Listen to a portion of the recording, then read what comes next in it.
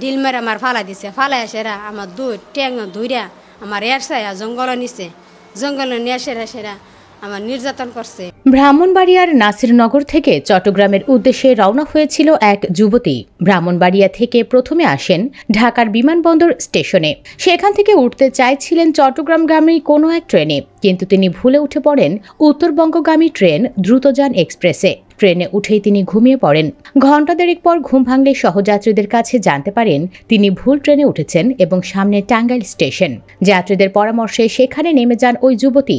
এক পর্যায়ে কোনো ফেরত ট্রেন না পেয়ে চট্টগ্রাম যাওয়ার জন্য তিনি রেলওয়ে পুলিশের সহায়তা চান, কিন্তু তিনি ঢাকা বা চট্টগ্রামের কোনো ট্রেনে উঠতে পারেননি। পুলিশের সাহায্য তো পাননি, বরং স্টেশন এলাকায় গ্যাং রেপের শিকার হয়েছেন। ঘটনাটি ঘটে শুক্রবার দিবাগত রাতে।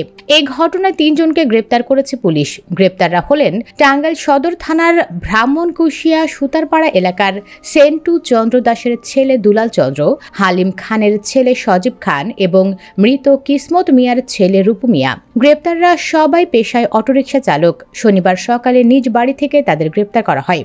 ঘারিন্দা রেলওয়ে পুলিশ ফাঁড়ির ইনচার্জ হারুনুর রশিদ বলেন, ভুক্তভোগী নারী ব্রাহ্মণবাড়িয়া জেলার নাসিরনগর উপজেলার বাসিন্দা। তিনি বিভিন্ন বাসায় গৃহকর্মীর কাজ করেন। চট্টগ্রাম যাওয়ার জন্য শুক্রবার রাতে তিনি ব্রাহ্মণবাড়িয়ার নাসিরনগর থেকে ঢাকা এয়ারপোর্ট রেল স্টেশনে আসেন। পরে সেখান থেকে তিনি ভুলবশত উত্তরবঙ্গগামী দ্রুতযান এক্সপ্রেস ট্রেনে উঠে পড়েন। ট্রেনে উঠে তিনি ঘুমিয়ে পড়েন। পরে ঘুম ভাঙলে যাত্রীদের কাছে জিজ্ঞাসা করলে টাঙ্গাইলে থাকার কথা এবং ভুল ট্রেনে ওঠার বিষয়টি বুঝতে পারেন। পরে রাত 12:30টার দিকে টাঙ্গাইলের ঘারিন্দা রেল স্টেশনে ট্রেন থেকে নেমে যান ওই নারী এবং স্টেশনে থাকা জিআরপি পুলিশকে বিষয়টি অবগত করেন।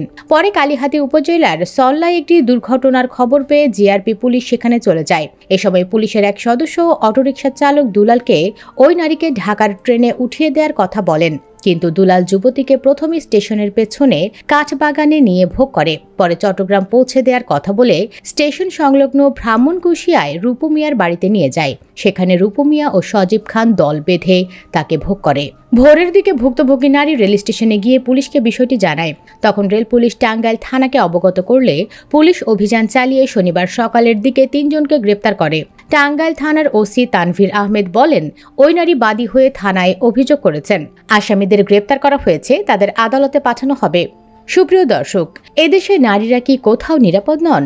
আপনি কি চান এদেশে এই কুখ্যাত অপরাধীদের যেন জনসম্মুখে বিচার হয়? কমেন্ট বক্সে জানিয়ে দিন আপনার মতামত। ভিডিও ভালো লাগলে লাইক দিন এবং শেয়ার করুন, আর অবশ্যই চ্যানেলটি সাবস্ক্রাইব করুন।